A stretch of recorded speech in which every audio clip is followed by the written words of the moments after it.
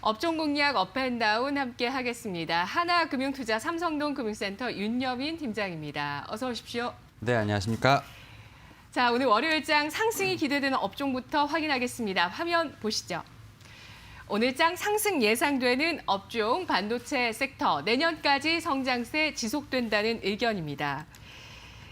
네, 삼성전자 고점 경신 이후에 좀 쉬어가고 있고요. 뭐 그 이상의 어떤 상승 여력에 대해서는 뭐 기대도 크지만 사실 얼마까지 가겠느냐, 7만 원이겠냐, 8만 원이겠냐 여러 의견들이 많습니다. 반도체 업종 추가 상승 가능할까요? 예, 일단 반도체 업종은 사실 계속해서 좀 긍정적인 신호가 좀 많이 나오고 있다라고 말씀을 드릴 수 있을 것 같은데 네. 일단 지난 3분기 실질 국내 총생산이죠. GDP 관련돼서 좀 뉴스가 나왔습니다. 이제 한국은행이 좀 밝혔는데요.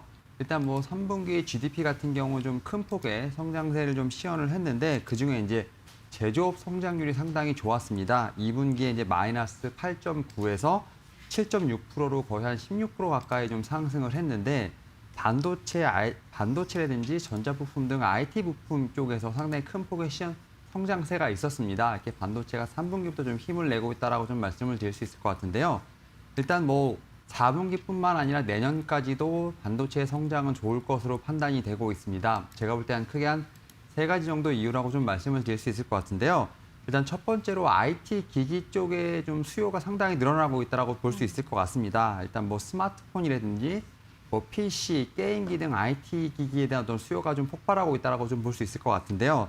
이제 뭐 코로나19로 좀 억눌렸던 수요가 좀 폭발하는 경향이라고 좀 볼 수 있을 것으로 판단되고 있고요. 네. 특히 이제 스마트폰 시장 같은 경우는 내년에 좀 기하급수적으로 늘어나지 않을까 좀 예상을 하고 있는 상황입니다.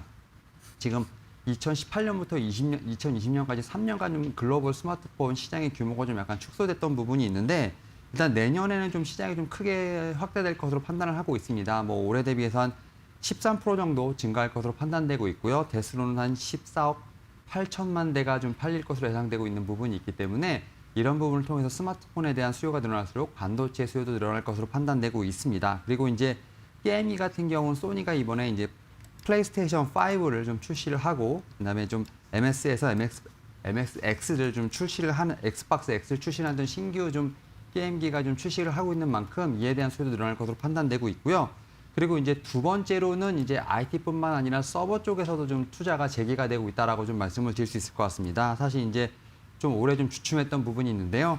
아마존이라든지 구글, 뭐 MS 같은 대형 클라우드 업체들이 좀 서버에 대한 투자를 좀 재개를 했다라고 볼 수 있을 것 같습니다. 좀 어떻게 보면 이 업체들의 재고의 좀 수준이 좀 높다고 볼 수 있겠지만 내년 1분기부터는 그 재고 소진율이 빨리 없어질 것으로 판단되고 있기 때문에 오히려 좀 반도체 수요에 대한 부분 다시 한번 늘어날 것으로 판단이 되고 있고요.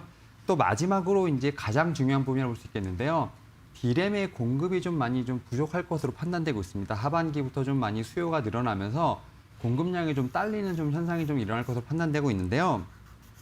내년 2분기부터라고 좀 예상을 하고 있습니다. 특히 이제 공급량 같은 경우는 지금 409억 기가바이트인데 수요는 이제 411억 기가바이트가 되면서 좀 D램이 어떻게 보면 공급이 수요를 좀 쫓아가지 못하는 상황이 발생할 수 있을 것 같습니다. 특히 이제 일부 뭐 삼성이라든지 SK 하이닉스 같은 이제 D램 업체들이 좀 D램 라인의 일부를 좀 이미지 센서로 좀 변경을 했습니다. 이제 스마트폰에 좀 수요가 늘어나다 보니까 좀 이렇게 라인이 좀 변경이 됐기 때문에 어떤 D램의 수요가 늘어난다 하더라도 이렇게 라인을 좀 바로 바꾸기는 힘들 부분이 있기 때문에 이런 부분을 통해서 D램에 대한 어떤 가격이 올라가게 되고 이에 따라서 좀 반도체에 대한 좀 이런 공급이라든지 이런 부분에서 좀 더 시너지가 나지 않을까 좀 생각을 하고 있습니다. 이에 따라서 최근에 삼성전자라든지 SK 하이닉스의 목표가가 좀 줄줄이 상향되는 모습을 좀 보여주고 있는데 일단 뭐 단기적인 어떤 이슈도 있겠지만 중장기적 이슈로 봤을 때도 상당히 좋은 호재들이 많다라고 말씀을 드릴 수 있을 것 같습니다. 이에 따라서 뭐 반도체 이슈는 뭐 오늘뿐만 아니라 계속해서 좀 봐야 될 것으로 판단되고 있고요.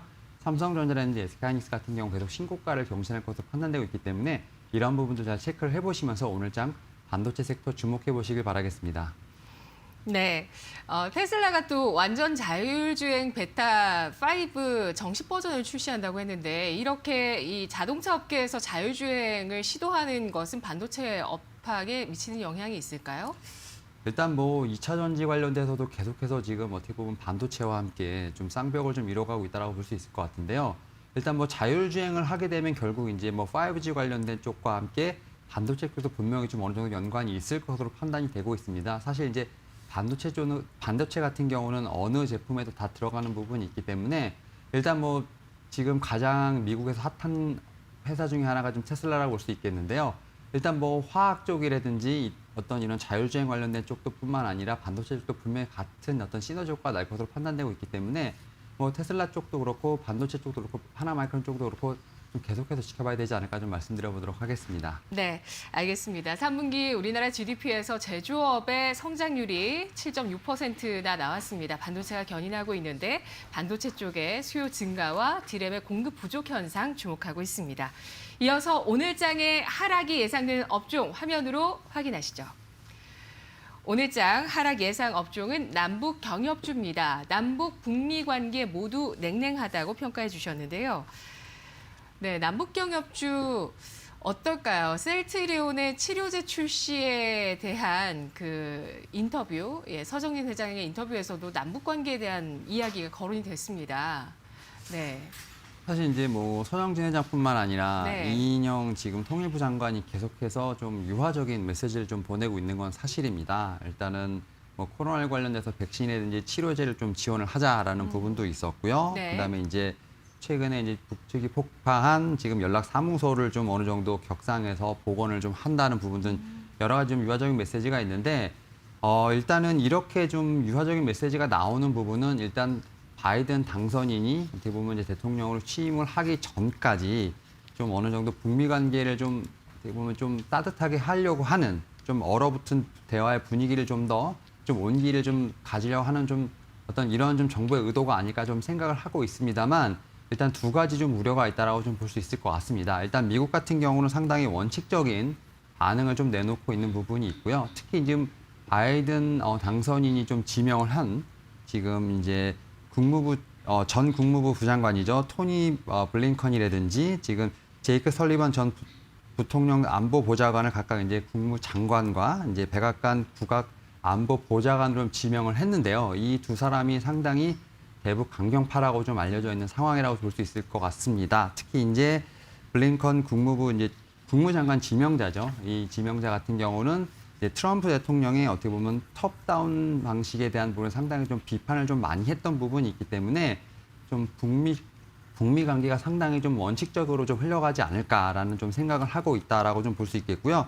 그리고 최근에 이제 이러한 좀 우리나라의 유화적인 메시지에도 불구하고 좀 북한의 좀 반응이라고 할까 이런 게 좀 약간 비이성적이라고 볼 수 있겠는데요.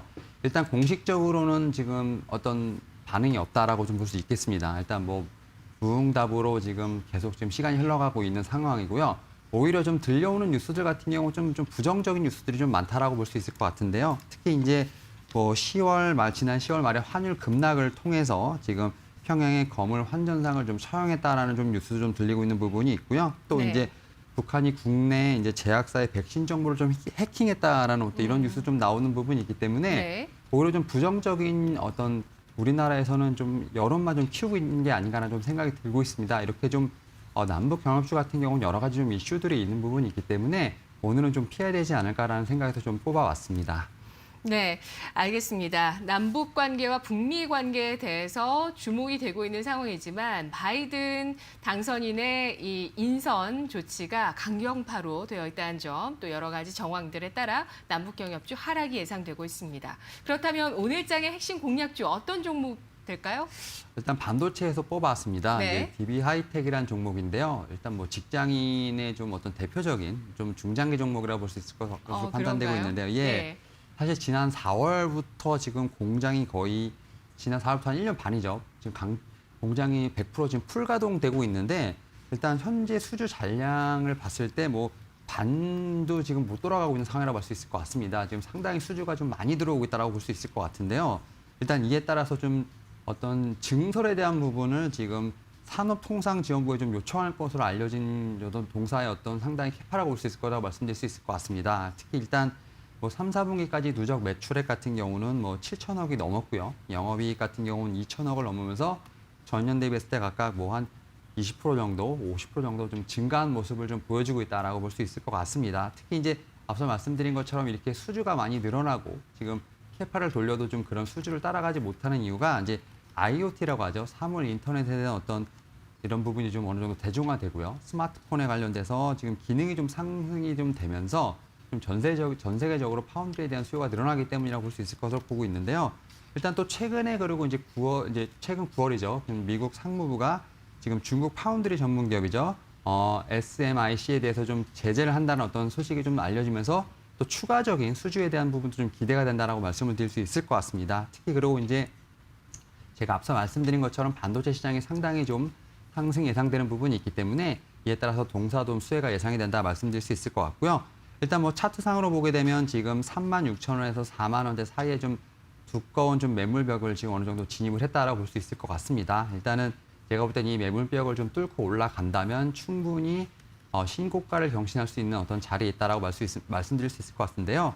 일단은 뭐 충분히 차분하게 분할 매수 관점으로 접근해도 좀 유효하다 말씀드릴 수 있을 것 같고요. 일단은 목표가는 좀 신고가를 드리겠습니다. 5만 원으로 좀 제시를 해드리고요. 네. 일단은 뭐 손절가 같은 경우는 리스크 관리를 위해서 3만 원 정도 제시해드리도록 하겠습니다. 네, 알겠습니다. 오늘장 비대면 활동 증가와 IT 기기 판매량 확대에 수혜를 입는 반도체 업종 상승 예상되고 있습니다. 그리고 남북 경협주는 바이든 당선인의 외교 안보 인사 강경파의 등용으로 인해서 추가적인 하락이 예상되고 있습니다. 오늘장 핵심 공략주 파운드리 수요 증가와 또 생산 확대, 풀 가동이 되고 있는 또 공장의 가동률 주목되고 있는 DB 하이텍 알아봤습니다. 아울러 저희가 전해드린 투자 정보 잘 활용해 보시고요. 또 투자 판단에 대한 결과는 시청자 여러분의 몫이라는 점 다시 한번 강조해 드리겠습니다. 오늘 윤여인 팀장님 말씀 잘 들었습니다.